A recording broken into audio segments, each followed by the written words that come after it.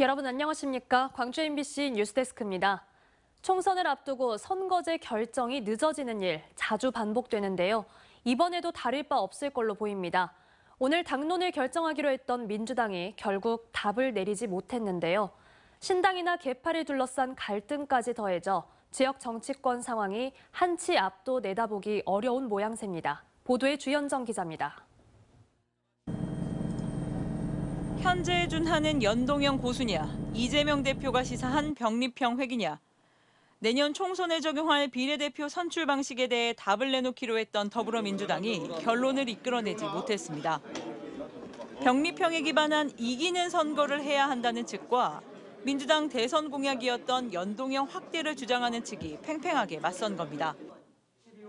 민주당 지지세가 강한 호남의 입후보 예정자들은 속이 타들어갑니다. 현역 의원들의 이익을 위해서 이걸 늦춰버리면 국민들은 정치에 대한 불신, 정치에 대한 관심을 거둬들이게 되는 문제가 발생할 수가 있습니다. 민주당은 다음 주 선거제 개편 방안을 결정해 올해 말까지 국민의힘과 합의를 이끌어내겠다고 밝혔지만 격해지는 당내 갈등 탓에 쉽게 답을 찾긴 어려워 보입니다. 신당 여부 역시 또 다른 갈등 요인입니다. 내년 초 민주당을 탈당해 신당 창당을 기정사실화한 이낙연 변수 때문입니다. 지역의 현역 국회의원이자 한때 친이낙연계로 구분됐던 이계호, 이병훈 의원마저 신당 반대와 불참 의사를 밝히며 거리 두기에 나섰습니다. 민주당 전남도당 고문단은 배신 행위, 저급한 욕망 정치라는 극단적인 표현까지 써가며 강한 거부감을 표시했습니다. 아마 선도 탈당 형태로 가설 정당을 미리 만들어 놓고 민주당 내에서 이재명 대표의 재판 리스크 그리고 공천 과정에서 실제로 이제 친명 공천을 하게 될 텐데 여기서 이탈하는 사람들을 수용하는 개문발차 형태로 선거 때마다 되풀이되는 선거구 지각 획정과 개파 갈등. 지역민의 정치 무관심만 자극하는 것은 아닌지 정치권의 반성이 필요한 때입니다.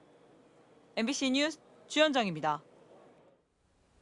시내버스 기사가 또다시 폭행당하는 사건이 발생했습니다. 버스 기사를 보호할 수 있는 칸막이 벽, 이른바 격벽을 의무적으로 설치해야 하지만 아직 없는 시내버스가 대부분입니다. 천홍희 기자가 취재했습니다. 광주에서 나주로 향하는 한 시내버스입니다. 버스 문 앞에 선 60대 남성이 기사와 말다툼을 벌이기 시작합니다. 그러더니 순식간에 손을 뻗어 기사의 얼굴에 주먹을 휘두릅니다. 다른 버스를 타야 한다고 안내한 기사의 말에 격분해 폭행을 저지른 겁니다.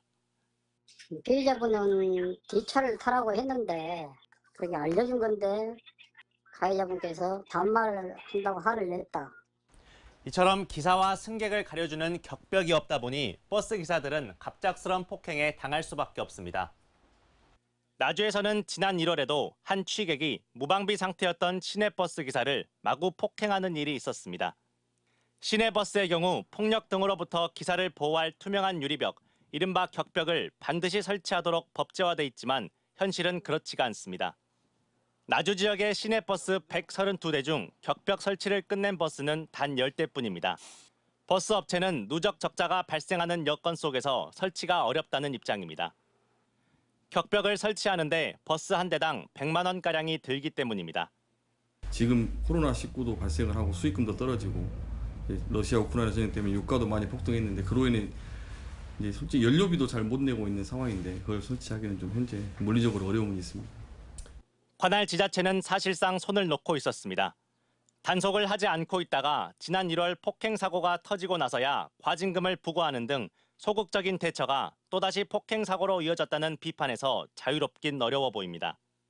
필수적으로 해야 되는 부분임에도 저희들이 특별히 이렇게 강요를 의무화를 시키지 못한 부분에 좀 저희들도 좀 안타깝게 생각을 하고 있습니다. 폭력에 무방비로 노출돼 있는 시내버스 운전기사들. 광주 전남에서 버스기사 등 운전자 폭행 사건은 지난 2022년에 모두 260여 건이 발생해 5년 전에 비해 2배가량 증가했습니다. MBC 뉴스 천홍입니다.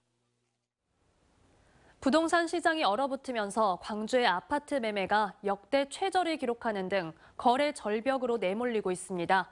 고금리로 매수 심리가 크게 위축된 데다 원자재가 인상 등으로 분양가 상승률이 전국 최고 수준에 보이면서 악재가 겹쳤기 때문입니다. 한신구 기자의 보도입니다. 광주의 한 공인중개사 사무소. 집이나 상가를 내놓겠다는 매물은 쌓여가는데 사겠다는 사람은 찾아보기 힘듭니다. 예전엔 문이 남아 있었지만 요즘은 그마저도 뚝 끊겨서 그야말로 개점 휴업 상태의 다름 아닙니다. 쌓여있는 물건은 많은데 안 팔려 나가고 있는 현재 상태죠. 6개월 정도에 한두 건이라고 이렇게. 겨울철 비수기인데다 고금리와 고물가 등 심각한 경제 상황 때문인데 요즘 부동산 시장은 그야말로 겨울 한파보다도 더 차갑습니다. 올해 광주 지역 아파트의 매매 회전율은 2.96%로 아파트 실거래가 신고제가 도입된 2006년 이후 가장 낮은 수준까지 떨어졌습니다. 전국 평균 회전율 3.04%보다 낮고 제주 다음으로 전국에서 가장 낮은 수준을 보였습니다. 금리 상승과 부동산 시장 불안으로 매수 심리가 위축되고 매도 물건이 쌓여가고 급매물 또한 거래가 쉽지 않은 상황이고. 그런데도 광주의 아파트 분양가는 전국 최고 수준의 상승폭을 기록하는 등 가파르게 오르고 있습니다. 광주 아파트의 올해 평당 분양가는 2,131만 원, 지난해 1,640만 원보다 29.9% 뛰었습니다.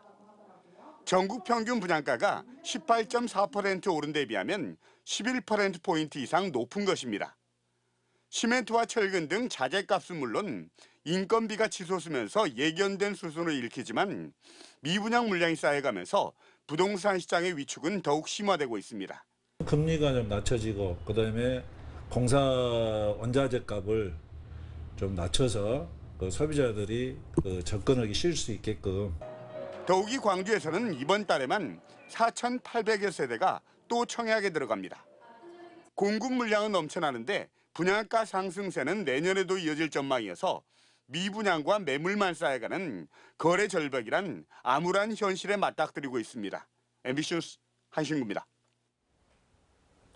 지난주 고흥과 무안에서 고병원성 조류 인플루엔자 AI 항원이 발견된 데 이어 영암에서도 AI 항원이 검출됐습니다.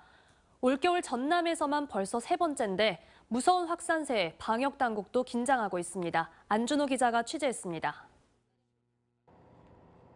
H5형 조류 인플루엔자 항원이 검출된 영암의 한 오리 농장. 출입구가 차단된 농장 안에서 방역 요원들이 분주히 움직입니다. 음성 판정을 받은 지 닷새 만에 AI 항원이 검출되면서 키우던 유경오리 16,000여 마리가 살처분됐습니다. 이곳은 지난주 고병원성 AI가 발생한 무안의 오리 농장과 7km가량 떨어져 있습니다. 인근 지역이 방역 지역으로 설정되면서 정기 검사가 이뤄졌는데 그 과정에서 항원이 검출된 겁니다. 앞서 고병원성 AI가 발생한 고흥, 무안의 오리 농장과 같은 계열사가 운영하는 점도 확인됐습니다. 가축 경매시장 등 인근 축산시설도 추가 확산을 우려해 오가는 차량들의 소독을 강화하는 등 비상이 걸렸습니다. AI 머시기가 있어가지고 다 가축에 대한 이동 차량들은 이제 소독 시설이 영암군도 이제 생겼다고 해가지고. 전라남도는 초동 방역팀을 투입해 주변 환경 조사와 발생 원인을 분석하는 등 긴급 조치에 나선 상황. 철새 분비물에 오염된 차량이나 신발 등이 농가에 들어갔을 가능성 등 방역 부주의 여부도 함께 살피고 있습니다. 현장 조사관을 2명을 파견했습니다. 그래서 역학 조사가 진행 중이고요. 그다음에 그 10km 이내 방역대를 수정해서 나머지 농가들에 대해서는 임상 관찰이라든가 예찰 등을 하고 있고요. 전라남도는 AI 항원이 검출된 오리 농장과 같은 계열사의 농장 74곳을 모두 검사하고 10km 이내 방역 지역의 농장 46곳에 대해서도 이동 통제와 검사를 강화하고 있습니다. MBC 뉴스 안준호입니다. 사찰에 들어서기 전 처음 만나는 일주문은 복잡한 마음과 번뇌를 정리하는 공간인데요. 최근 문화재청이 순천 송광사의 일주문인 조계문을 보물로 지정하면서 서남사 일주문과 함께 역사적 가치를 조명받고 있습니다. 유민호 기자입니다. 일렬로 세운 기둥 위에 얹힌 지붕. 송광사에 들어서기 전 처음 만나는 일주문인 조계문입니다. 사찰과 속세의 경계. 불자는 걸음을 멈추고 합장한 뒤 마음속 번뇌와 망상을 내려놓습니다. 들어갈 때는 부처님 저 왔어요. 그리고 경건함 해주면서 그냥 순수해진다 그럴까? 그냥 편안함이라 그럴까? 뭐 그런 거 있잖아요. 막. 조계산 자락에 자리한 송광사는 신라 말에 창건됐습니다. 고려와 조선을 거쳐 여러 번 고치고 확장하는 과정을 거쳤고 조계문도 1800년대 초 지어졌습니다. 송광사는 지난 1842년 큰 화재가 발생해 건물 대부분이 불에 탔는데 이 조계문은 피해를 입지 않았다는 기록도 있습니다. 최근 문화재청은 조계문을 포함해 합천 해인사 등 전국 6곳의 일주문을 국가지정문화유산 보물로 지정했습니다. 조계문은 조선 후기 일주문의 일반적인 형식을 충실히 따랐고 계단 소맷돌에 동물상을 둔 전남의 지역적 특성도 갖췄다는 평가입니다. 사찰들 일주문이 보통 절 경내하고 좀 상당히 거리가 떨어진 곳에 그렇게 건립이 되는데 그 송광사나 서남사 같은 경우는 그 사찰 거의 경내 안에 이렇게. 조계문에 앞서 서남사 일주문도 지난해 말 보물로 지정됐습니다. 화려한 양식과 더불어 임진왜란, 병자호란에도 화를 피해 500년 역사를 간직했다는 의미가 있습니다. 순천시는 서남사와 송광사를 더해 국내에서 처음으로 2개 사찰 일주문을 보물로 보유한 도시가 됐습니다. MBC 뉴스 유민호입니다.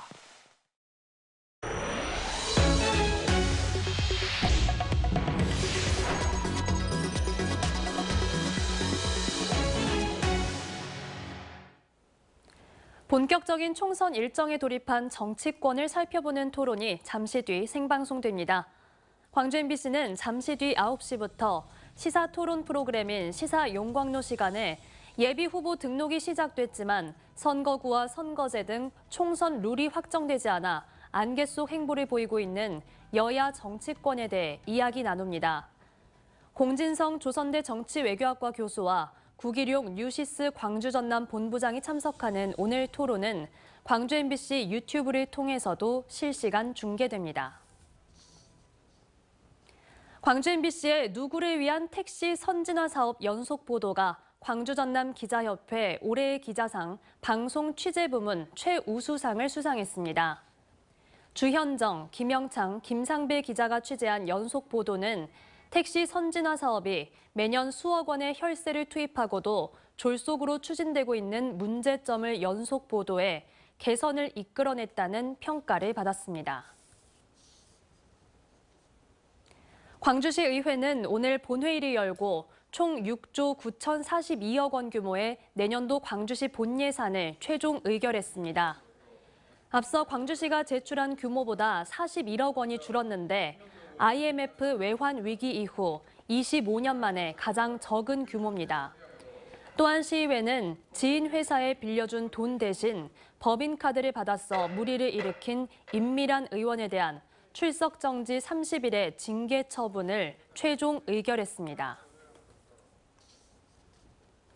전라남도가 무안군을 정주 인구 20만 명 규모의 스마트 공항 도시로 육성하기 위한 3조 원대 무안 미래 지역 발전 비전을 발표했습니다. 김영록 전남지사는 오늘 무안군을 무안국제공항을 중심으로 한 글로벌 허브 도시로 만들겠다며 AI 첨단 농산업 융복합지구 조성, 전남형 트램과 국도 77호선 확장 등 6대 비전 21개 계획을 발표했습니다. 광주 민간 군공항 통합 동시 이전 문제에 대해서는 무안군 미래 발전을 위한 공식 의견 수렴 기구로 가칭 무안발전 공론화위원회를 만들기 위해 무안군과 힘을 모으겠다고 밝혔습니다.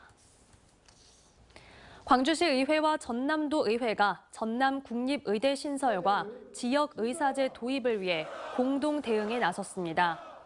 시도의회는 오늘 광주시 의회에서 공동 성명을 발표하고 원정 치료를 위한 지역 의료비 유출 규모만 연간 1조 6천억 원에 달한다며 생과 사를 가르는 절실한 순간까지도 보이지 않는 지역 차별이 존재한다고 말했습니다. 언제 어디서나 내 손 안의 뉴스. 광주 MBC 뉴스 유튜브 구독으로 함께하세요.